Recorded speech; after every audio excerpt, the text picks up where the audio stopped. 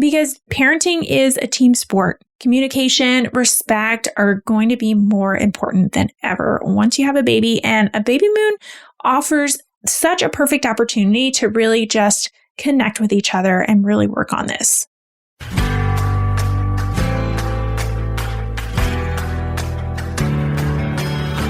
You're listening to the Mommy Labor Nurse podcast, where you'll gain the tools, knowledge, and confidence you need to erase the unknowns, feel in control, and have an even better birth no matter how you deliver. My name is Liesl Teen, mom of 2, practicing labor and delivery nurse, and your host. From over 8 years and counting of working at the bedside, I know that knowledge is the key to an even better birth. So tune in each week to learn about all things pregnancy, birth, and postpartum from me, a labor and delivery nurse that's seen it all. And now let's get into this week's episode. Did you know that an estimated 60% of expecting couples take a baby moon before the birth of their first child? It's true. And while it's most common among first-time parents, veteran parents can, and they do, take a baby moon before their next baby's birth as well. So in today's episode, I thought it would be fun to talk more about baby moons. We'll talk about why you should do it, when you should do it, planning tips, destination ideas, and more. I'm also going to be talking more broadly about pregnancy travel advice and tips so that you can travel safely during your pregnancy as well. I've got info surrounding flying during pregnancy, long car rides, what to pack, and lots of other great advice too. And after you've listened to this episode, go give a listen to episode 160, where I had an OBGYN, Dr. Jennifer Lincoln, come on the show for an Ask Me Anything OBGYN style episode, because you're bound to learn something new. That was a really fun episode too, and I just love her. But for now, are you ready to talk travel? Let's get into it.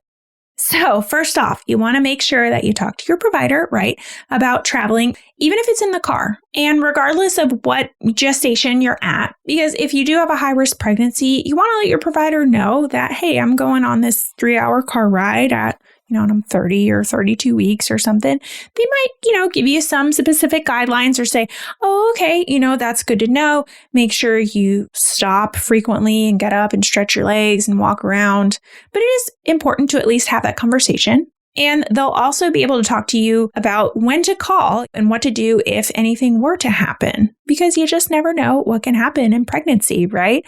Have moms who have completely normal pregnancies and then they break their water at 29 weeks or 31 weeks or something, and they're on vacation somewhere and they don't know what to do. It happens. So it's always best to just let your provider know what's going on if you're traveling anywhere and communicate. And also make sure that your destination is pregnancy friendly from a healthcare standpoint. Okay, so that means that your destination does not currently have a Zika outbreak and that COVID transmission levels are low, and you're not going anywhere that is super crazy remote that it's going to take you like more than a few hours to reach a healthcare provider. Now, let's talk about flying.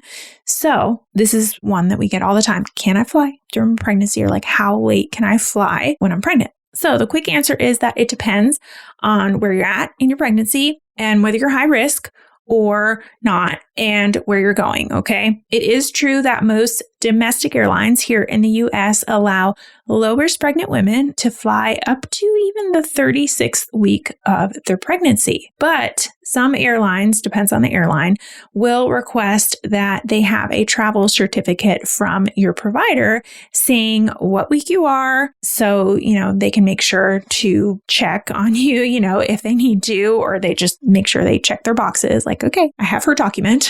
Now, international airlines do kind of differ based on the airline, okay, and the flight duration and the destination. So because of this, I do recommend that you call directly to the airline, okay, and ask about their specific protocols, because it really, really can vary. And international flights almost always require a travel certificate, regardless of how pregnant you are. And I will say too, if you are considered high risk and your provider has stamped that on you, right, they may recommend that you stop travel well before that 36 weeks. I'm not going to say at any certain week because it really just kind of depends on what's going on. But just be aware that if you are high risk, you're probably going to be cut off a little bit sooner than 36 weeks.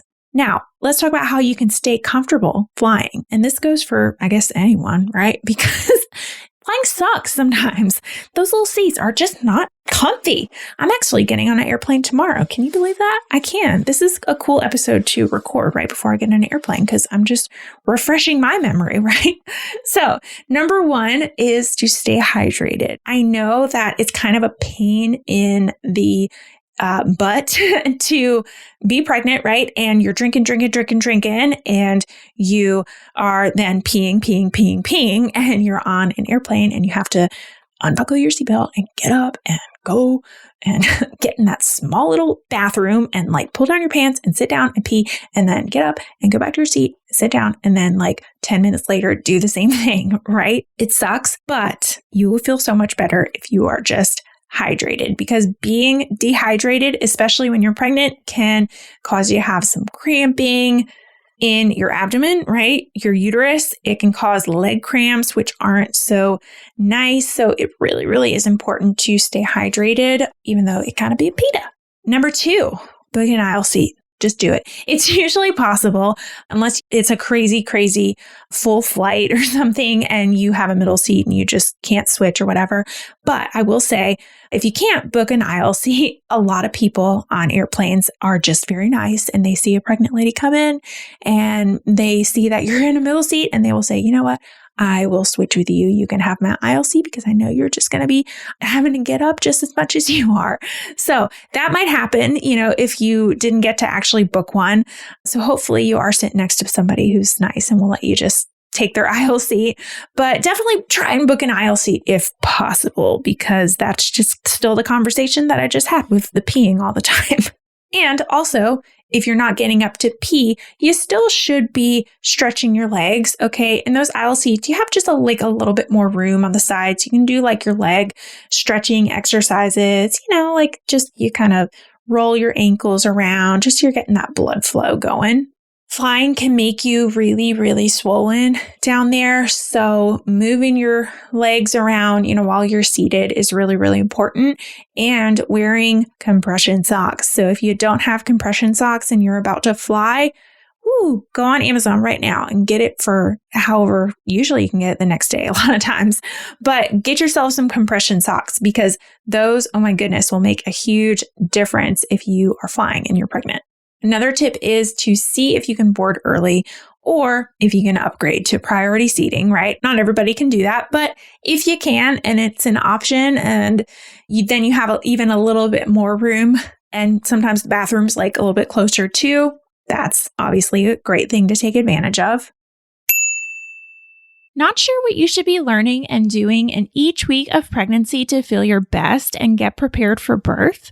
I know that when you're pregnant, it can feel impossible to stay on top of all the new stuff going on with your body, your baby, and your bulging at the seams to-do list. That's why I created the free weekly pregnancy series. Sign up to get tips, advice, and resources tailored to your exact week of pregnancy sent straight to your inbox every week. Sign up at mommylabornurse.com/IamPregnant to get your first email today. That's all one word, mommylabornurse.com/IamPregnant. See you in your inbox real soon. Another tip is gas. Oh my gosh. Yeah. Pregnancy just comes with gas in general, right? You're just more gassy when you're pregnant, but flying just comes with more gas in general. So a lot of times when you're pregnant and you're flying, it's like the double whammy and oh my gosh, you're so gassy. So just keep that on your radar that you might be extra gassy. So pack some Gas X and just take some Gas X before you take off, okay? So you can get rid of that gas pain because it's just, it sucks. Try not to eat any broccoli before you get on your plane or, anything that just can make you extra gassy. If you know you're prone to dairy products, causing you to have gas, try to avoid those, right? Or cauliflower, like I said, broccoli or whatever. But yeah, the gas can be intense. So just be aware of that. Now, road trips. At a certain point during your pregnancy, it might be 12 weeks. It might be 41 weeks. But at some point, sitting in a car for a very long period of time just is not going to be your cup of tea anymore. It's not going to be comfortable, okay? So if you have a road trip on your bucket list or it's just in the near future, most experts or most providers recommend that you try and do this in your second trimester or maybe early third trimester. But obviously, this isn't a hard and fast rule. Similarly to what we just talked about with airplane stuff, swelling, circulation can be an issue with being in the car for a long time.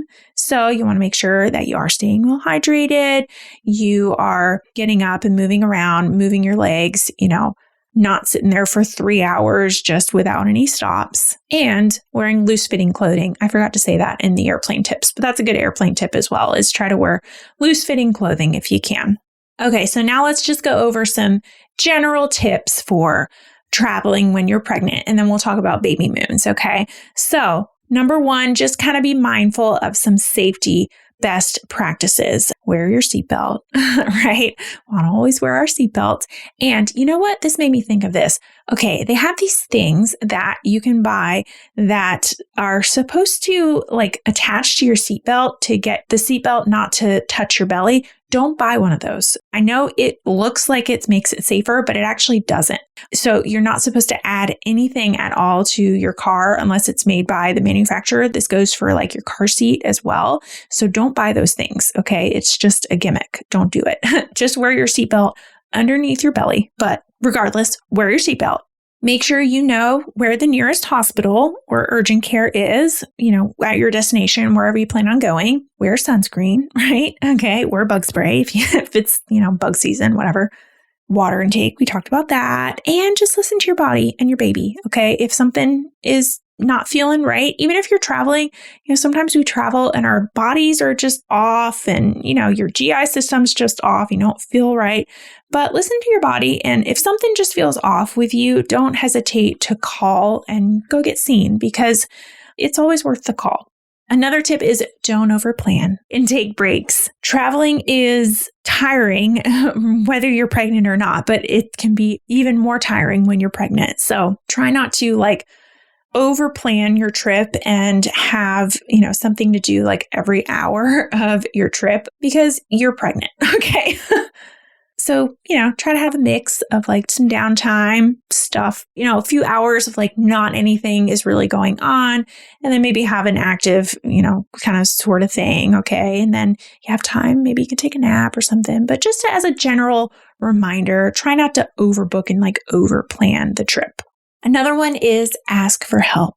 We talked about playing the pregnancy card, okay? And this is playing the pregnancy card. But seriously, it is okay to ask for help. You are pregnant. Don't be shy about asking for a seat on the shuttle, maybe to wherever. Sometimes you have to take a shuttle to a different airport or something, and you have to stand there for 10 minutes and it sucks. You're pregnant. It is okay to be hey, can I sit down? Unless you're an asshole, I would think that anybody would be oh yeah, sure, of course you can sit down, okay?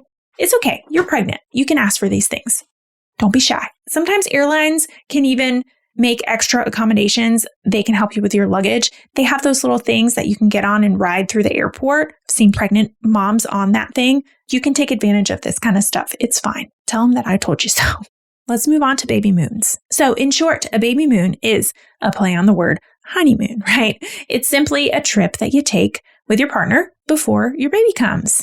And it really can be taken, at any point during your pregnancy. It can look different for couples. Some people take them very early in their second trimester. Some people take them, at 34, 35, even 36 weeks. But I do recommend it if you can get away, because the idea is that you and your partner take this time to kind of just get away from the stresses of life and enjoy time together before you add this other person, or maybe you have 2 or 3 in there, right?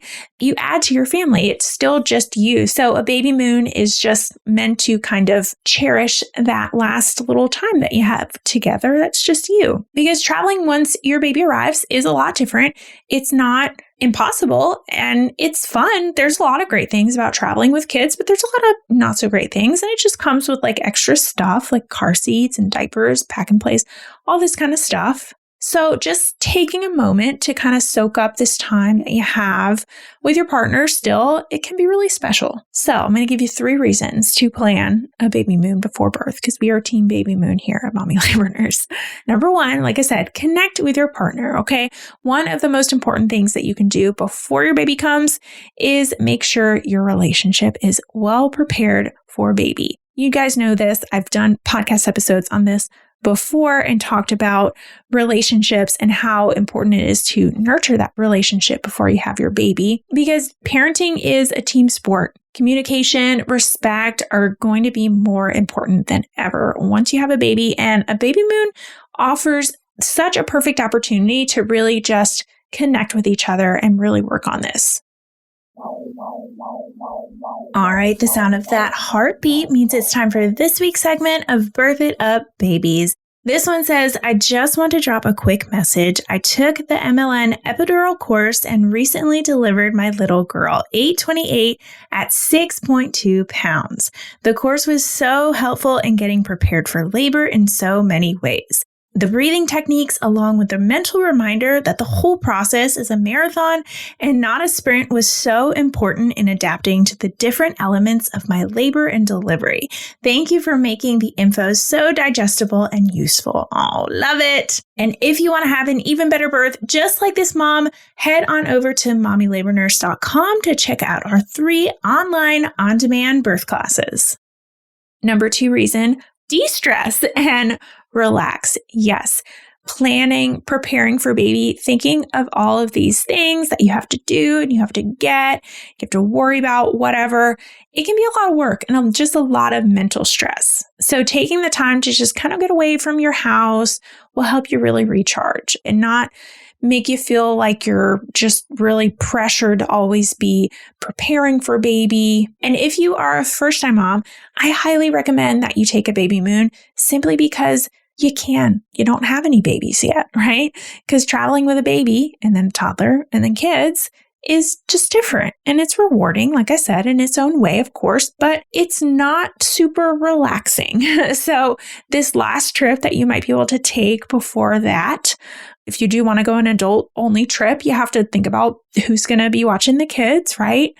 But this one can be relaxing. So if you are a first-time mom, do it. It's going to be worth it.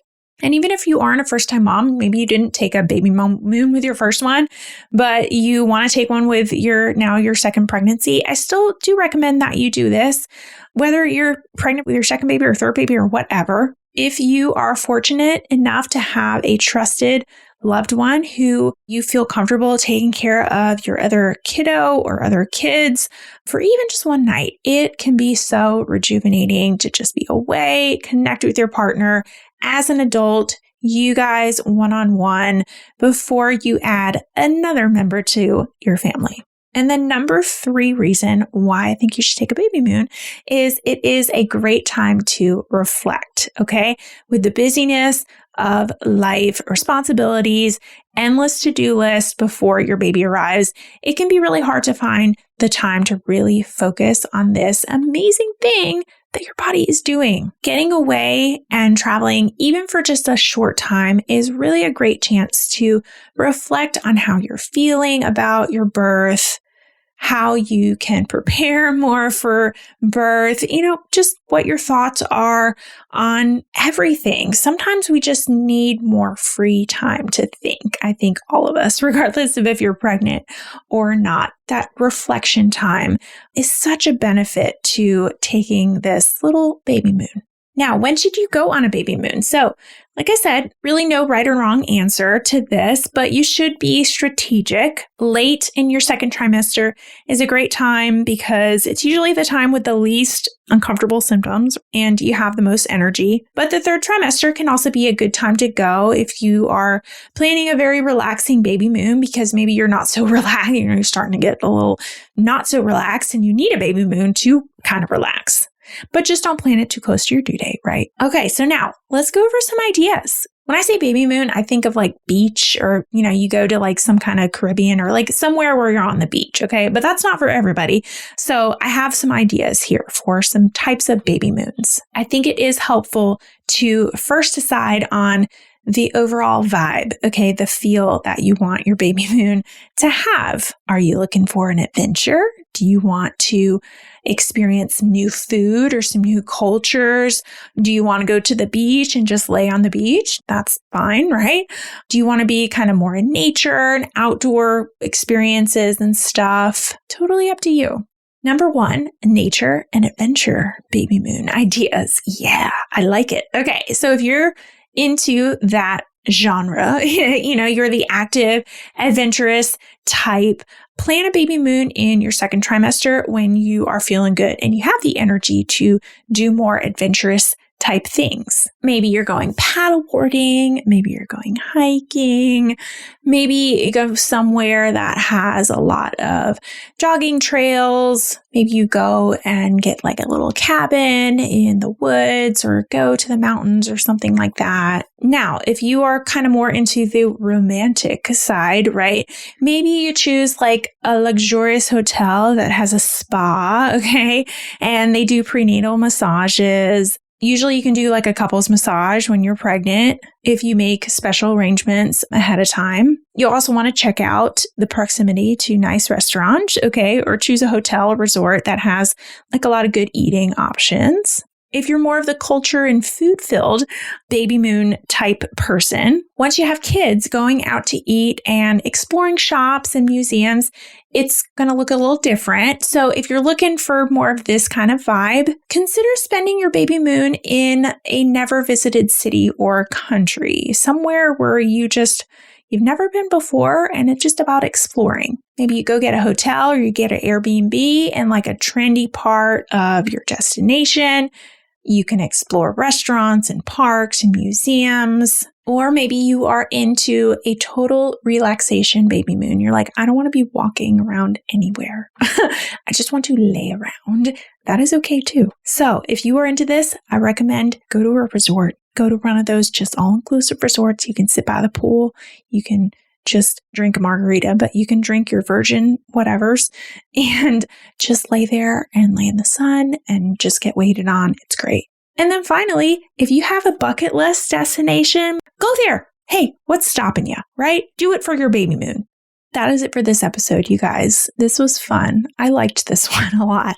And like I said, I'm actually getting ready to go on an airplane tomorrow. So it was fun to talk about traveling with you guys because I'm traveling. Guess where I'm going? I'm going to Mexico for a bachelorette party. Can you even believe that? I haven't been to Mexico.